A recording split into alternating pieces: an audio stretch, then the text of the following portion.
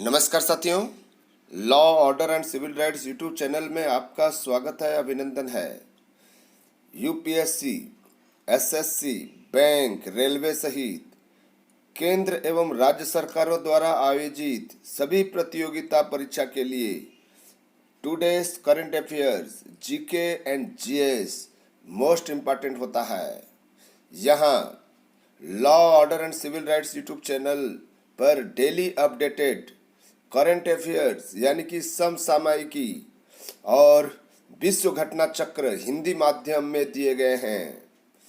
दिन प्रतिदिन की घटनाओं पर आधारित ये करंट अफेयर्स किसी भी प्रतियोगिता परीक्षा और अपने आप को अप टू डेट रखने के लिए बेहद महत्वपूर्ण है। और आज 12:30 बजे आपके लिए लेकर आए हुए हैं most important today's current affairs, जो आपको एक ऑफिसर बनाने में सहायक सिद्ध होगा।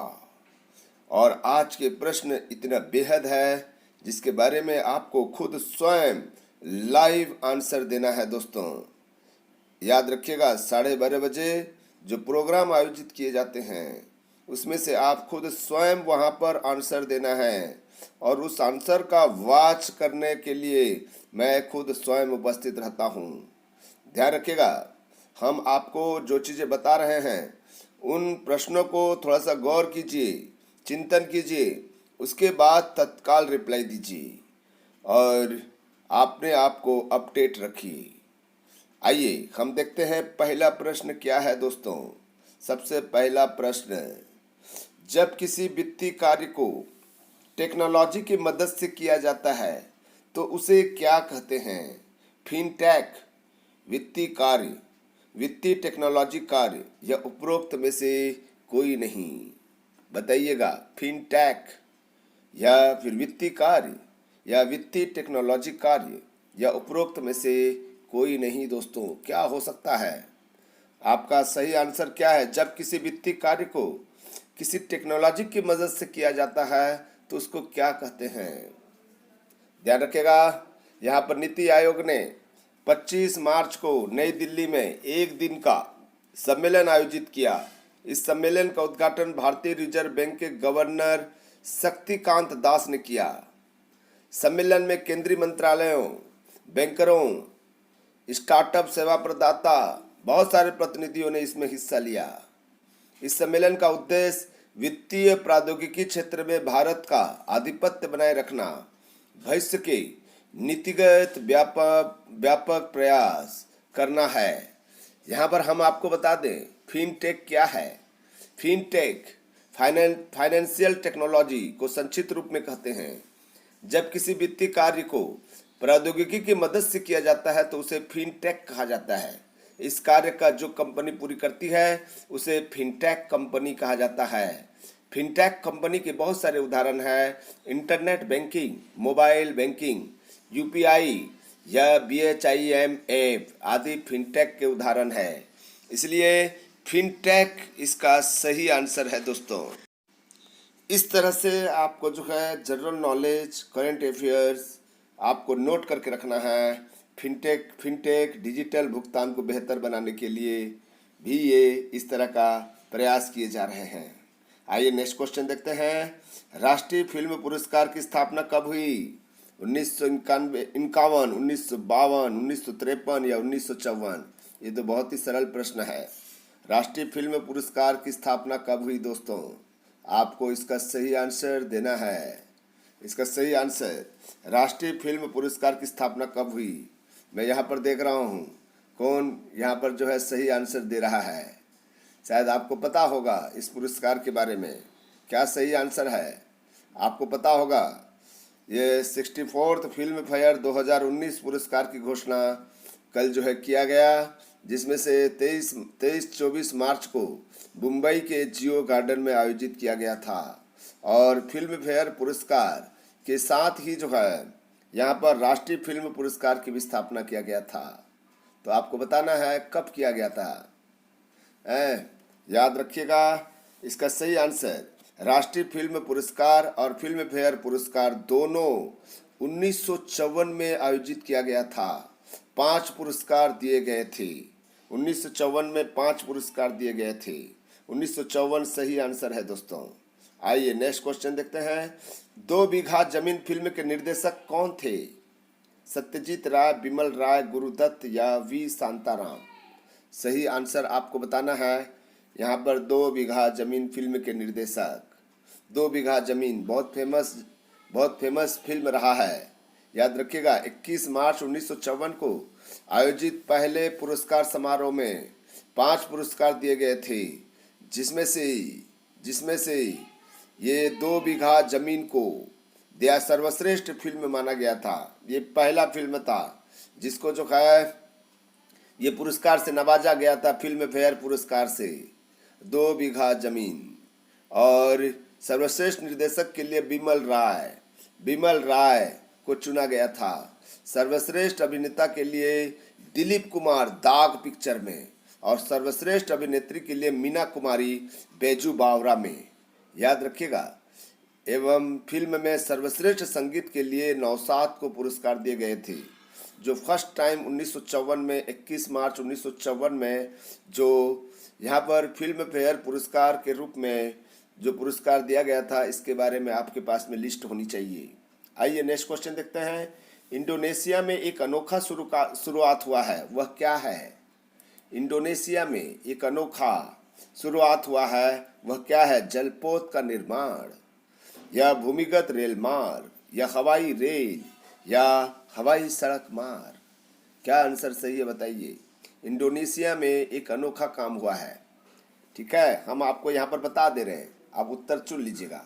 इंडोनेशिया के पहले भूमिगत रेल मार्ग की हाल ही में शुरुआत हुई है। 16 किलोमीटर लंबा मार्ग इंडोनेशिया की राजधानी के मध्य से होकर गुजरता है। इस भूमिगत रेल मार्ग का निर्माण जापान और इंडोनेशिया की एक कंपनी ने मिलकर किया है। इस योजना के लिए जापान की सरकार ने लगभग 1 अरब 10 करोड़ डॉलर के मूल्य वाला ऋण येन मुद्रा में उपलब्ध कराया था। इंडोनेशिया के राष्ट्रपति जोको विदोदो ने इस भूमिगत रेल मार्ग को देश में एक नई संस्कृति का प्रतीक बताया है दोस्तों। तो इसका मतलब है कि बी आंसर सही है, भूमिगत रेल मार्ग। आपको सही आंसर शायद दिए होंगे। ये भूमिगत रेल मार्ग जो है इसका सही आंसर है। नेक्स्ट क्वेश्चन देखते हैं दोस्तों। एड्स से ग्रसित व्यक्ति किस कारण से ज्यादा मरते हैं?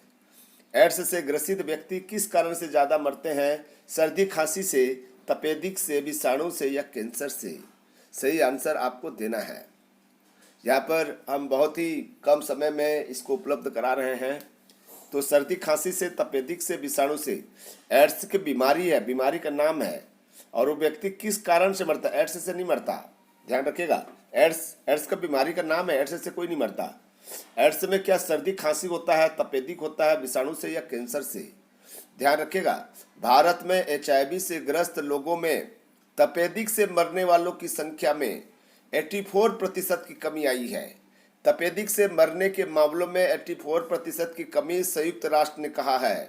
भारत में HIV से ग्रस्त लोगों के तपेदिक से मरने के मामलों में 2017 तक 84% की कमी आई है दोस्तों। संयुक्त राष्ट्र एड्स कार्यक्रम के अनुसार यह 20 से ज्यादा देशों में सबसे बेहतर प्रदर्शन है। ध्यान रखिएगा, 2020 की समय सीमा से 3 वर्ष पहले ही हासिल की गई उपलब्धि है। ये तपेदिक सही आंसर है। आइए 3 नवंबर 1962 को स्थापित CBSE कितने देशों से जुड़ा हुआ है? जो हमारे देश में CBSE प्रोग्राम चलता है वो कितने देशों में है? भारत के अलावा कितने देशों में ये स्थापित है, यानी कि वहाँ पर चलता है हमारा CBSE पाठ्यक्रम? शायद आपको पता होगा। यहाँ पर 82, 28 यानी कि 28, 85 या 58 आपको हम यहाँ पर बता देते हैं कि वर्तमान समय में ये जो 3 नवंबर 1962 को गठित किया गया था CBSE, जिसका मुख्यालय नई दिल्ली है, और CBSE के अंतर्गत 19,316 स्कूल भारत में है। 19,316 स्कूल, ध्यान रखिएगा, 19,316 स्कूल भारत में है, और 211 स्कूल 28 देशों में जुड़ा हुआ है। 28 देश में CBSE प्रोग्राम आयोजित किए जाते हैं, और उसमें से 211 स्कूल है। याद रखिएगा, CBSE केंद्रीय मानव संसाधन विकास मंत्रालय के अधीन कार्य करता है। आपको इसके बारे में जानकारी होना चाहिए। CBSE से मान्यता प्राप्त जो है 28 देशों में स्थित है।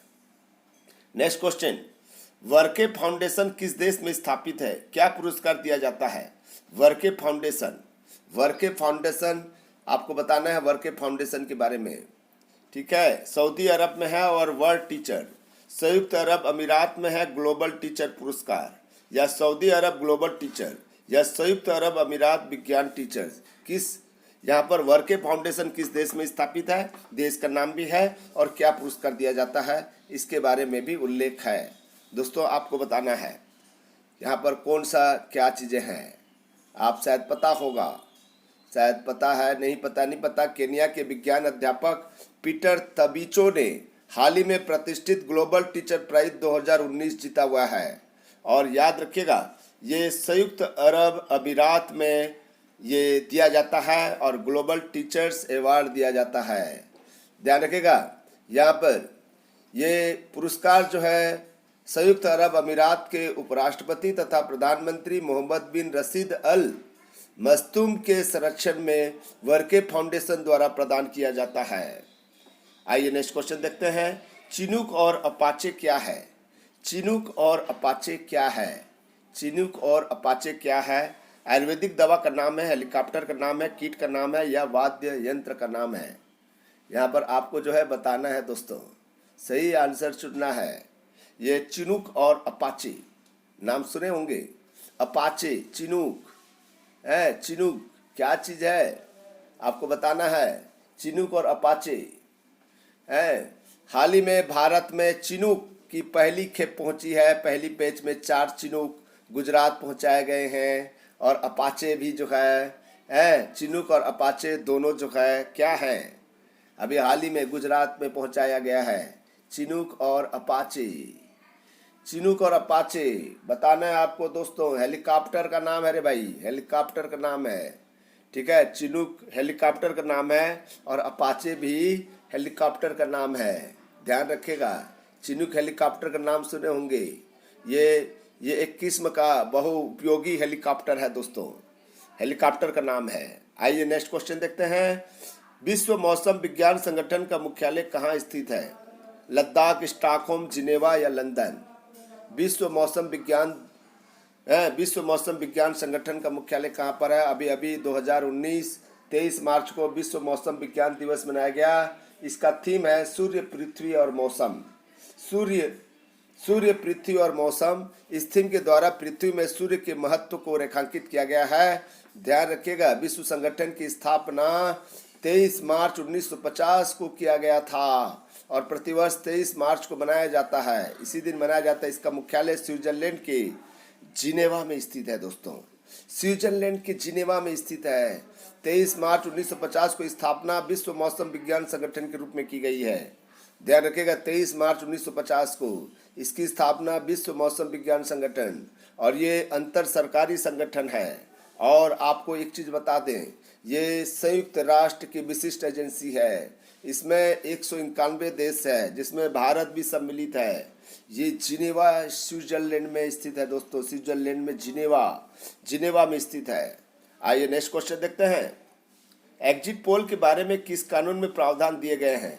प्रेस एक्ट, जनप्रतिनिधि अधिनियम, चुनाव संहिता या आईटी एक्ट? एग्जिट पोल के बारे में आपको पता होगा। एग्जिट पोल के बारे में आपको पता है, अभी लोकसभा का चुनाव होना है और चुनाव आयोग ने अभी इस पर जो है रोक लगा रखा है कि ताकि लोगों को न भड़काया जाए। एग्जिट पोल भी एक प्रकार के चुनाव प्रचार करने का तरीका है। ठीक है, प्रेस एक्ट में, जनप्रतिनिधित्व अधिनियम में, चुनाव संहिता में, आईटी एक्ट में। इसको सही आंसर बताना है, हम नहीं बताएंगे इसका सही आंसर, आप ही को बताना है दोस्तों। ठीक है, ये आपको प्रेस एक्ट में दिया है या जनप्रतिनिधित्व अधिनियम में, हम इसको डिटेल नहीं करेंगे। ठीक है, इसमें प्रचार प्रसार कुछ नहीं कर सकते। एग्जिट पोल के बारे में यहाँ पर रोक लगा रखा है। ठीक है, 126 नंबर जो है 126 सेक्शन 126A के मुताबिक एग्जिट पोल चुनाव के अंतिम चरण के पूरा हो जाने के बाद दिखाए जा सकते हैं। याद रखिएगा, जनप्रतिनिधित्व अधिनियम 1951 की धारा 126A के मुताबिक एग्जिट पोल चुनाव के अंतिम चरण के पूरा हो जाने के बाद दिखाया जा सकता है, इसके पहले नहीं। जनप्रतिनिधित्व अधिनियम है। धनुष आर्टिलरी मन को क्या कहा जाता है? गन को, गन है ये। धनुष आर्टिलरी गन को क्या कहा जाता है? बोफोर्स, देसी बोफोर्स, तो बोफोर्स या विदेशी बोफोर्स? बोफोर्स आपको जाने होंगे। धनुष आर्टिलरी गन है, गन यहाँ पर तोप से है। धनुष आर्टिलरी गन जो है 155 मिलीमीटर इंटू 45 मिलीमीटर की एक आर्टिलरी गन तोप है। इसे भारतीय सेना की आवश्यकताओं के आधार पर यहाँ पर ऑर्डिनेंस फैक्ट्री बोर्ड कोलकाता द्वारा विकसित किया जाता है। जबलपुर स्थित गन कैरिज फैक्ट्री, ठीक है, द्वारा निर्मित किया जाता है। यह स्वीडिश 155 मिलीमीटर बोफोर्स हेविट्जर्स का उन्नत संस्करण है। और दूसरा चीज़ है धनुष आर्टिलरी मन को जो है हम इसको क्या कहते हैं? देसी बोफोर्स के नाम से जानते हैं दोस्तों, देसी बोफोर्स के नाम से जानते हैं। आपको याद होगा इसके बारे में, ये पूरे नॉलेज आपके पास में होनी चाहिए। ये भारत ने 1980 के दशक के मध्य में प्राप्त किया था, इसलिए इसे देसी बोफोर्स भी कहा जाता है। बोफोर्स हेविट्जर का उन्नत संस्करण है, इसलिए 1980 में इसको जो है देसी बोफोर्स के नाम से जानते हैं। अंतर्राष्ट्रीय वाणिज्य मंडल का मुख्यालय कहाँ है? अंतर्राष्ट्रीय वाणिज्य मंडल का मुख्यालय कहाँ स्थित है? लंदन, न्यूयॉर्क, पेरिस या जिनेवा? कहाँ पर स्थित है आपको बताना है। अंतर्राष्ट्रीय वाणिज्य मंडल का मुख्यालय, अंतर्राष्ट्रीय वाणिज्य है, नाम सुने होंगे आप लोग जो है, ठीक है, पेरिस में है, जिनेवा में है, लंदन में है, न्यूयॉर्क में कहाँ नहीं स्थित है? अंतर्राष्ट्रीय वाणिज्य मंडल का मुख्यालय, अंतर्राष्ट्रीय वाणिज्य का मुख्यालय दोस्तों कहाँ पर स्थित है? इसका सही आंसर आपको देना है। सही आंसर जल्दी से दीजिए। यहाँ पर जो है अंतर्राष्ट्रीय वाणिज्य मंडल का मुख्यालय कहाँ पर स्थित है? पेरिस में या जिनेवा में? ठीक है, पेरिस में या जिनेवा में स्थित है दोस्तों। हम आपको बता रहे हैं ये पेरिस में स्थित है दोस्तों, पेरिस में स्थित है, पेरिस में स्थित है। आइए दोस्तों नेक्स्ट क्वेश्चन देखते हैं। नंदन नीलकेणी की अध्यक्षता में गठित समिति का मुख्य कार्य है। नंदन नीलेकणी की अध्यक्षता में गठित समिति का मुख्य कार्य है बैंकिंग लेखा जोखा को दुरुस्त करना, डिजिटल भुगतान को बेहतर बनाना, या वित्तीय सहायता देना, या डिजिटल इंडिया को अंगीकृत करना। आपको बताना है इसका सही आंसर, ठीक है, सही आंसर आपको बताना है दोस्तों। यहाँ पर डिजिटल भुगतान को बेहतर बनाने, क्या है ये? डिजिटल भुगतान को बेहतर बनाना सही आंसर है क्या? डिजिटल भुगतान को बेहतर बनाने के लिए नंदन नीलेकणी की अध्यक्षता में समिति गठित की गई है। ये भारतीय रिजर्व बैंक ने फिनटेक के माध्यम से डिजिटल भुगतान को बेहतर बनाने, वित्तीय समावेशन को गति देने के लिए एक समिति का गठन किया है। इन्फोसिस के सह संस्थापक नंदन नीलेकणी को इस समिति का अध्यक्ष बनाया गया है। समझ आ रहा होगा। इस समिति को 3 महीने में अपनी रिपोर्ट देनी है। आरबीआई के गवर्नर शक्तिकांत दास ने फिनटेक पर आयोजित सम्मेलन पर इस 5 सदस्यीय समिति के गठन की अनुमति दी है दोस्तों। ये बी आंसर सही है, डिजिटल भुगतान को बेहतर बनाना। आइए देखते हैं नेक्स्ट क्वेश्चन क्या है। पर्यावरण के अनुकूल ऊर्जा सूचकांक में प्रथम स्थान प्राप्त देश का नाम क्या है? पर्यावरण के अनुकूल ऊर्जा सूचकांक में स्वीडन, भारत, नेपाल या सऊदी अरब? आपको सही आंसर देना है, ठीक है। पर्यावरण के अनुकूल ऊर्जा सूचकांक में प्रथम स्थान प्राप्त देश का नाम क्या है? विश्व आर्थिक मंच ने किफायती एवं पर्यावरण के अनुकूल ऊर्जा माध्यमों की उपलब्धता पर आधारित वार्षिक सूचकांक 25 मार्च को जारी किया। इस सूचकांक में भारत को 115 देशों के बीच 76वां स्थान प्राप्त हुआ है। पिछले सूचकांक की तुलना में इस वर्ष भारत ने दो स्थान का सुधार किया है। लेकिन हमारा क्वेश्चन का आंसर जो है अभी तक आया नहीं है। कौन सा देश है पहले नंबर पर, हम ये कह रहे हैं, ठीक है। कौन सा देश आता है याद रखिएगा। सबसे पहला देश जो है वो स्वीडन भी अभी फिर बरकरार रखा है। पिछले बार भी उन्होंने बरकरार रखा था, इस बार भी अपना जो प्रथम स्थान को बरकरार रखा हुआ है। स्वीडन पहला देश है दोस्तों, ठीक है। नेक्स्ट क्वेश्चन आइए देखते हैं कि क्या क्वेश्चन है। नेक्स्ट क्वेश्चन है, मस्कट किस देश की राजधानी है? मस्कट किस देश की राजधानी है दोस्तों? शायद पता होगा मस्कट के बारे में। मस्कट किस देश की राजधानी है? ओमान, बहरीन, खसाब या सालालाह? सालालाह कहाँ का है। ठीक है, आपको पता होगा अमेरिकी सेना को अपनी बंदरगाहों को उपयोग करने की अनुमति दी है यही देश जो है, इसके लिए दोनों देशों ने 24 मार्च को एक समझौते में हस्ताक्षर किए हैं। इस समझौते के तहत अमेरिकी जलपोत युद्धक विमान के बंदरगाहों और हवाई अड्डों को प्रयोग कर सकेंगे। इस समझौते का लक्ष्य अमेरिका के मध्य संबंधों को बढ़ावा देना है। तो याद रखिएगा, ये मस्कट जो है ओमान की राजधानी है। ये मस्कट में अमेरिका सेना और ओमान की सेना के बीच में ये संबंध स्थापित हुआ है। तो इसलिए जो है इसका सही आंसर ओमान है। ये आंसर सही है दोस्तों ये थी हमारी most important current affair, general knowledge and current affairs. शायद आपको अच्छा लगा होगा। यदि अच्छा लगा है तो ज़रूर लाइक कर दीजिएगा, कमेंट्स लिखिएगा और हो सके तो अपने दोस्तों को शेयर कर दीजिएगा। हम विदाई लेते हैं। नमस्कार, धन्यवाद, thank you, bye bye, see you again, bye bye.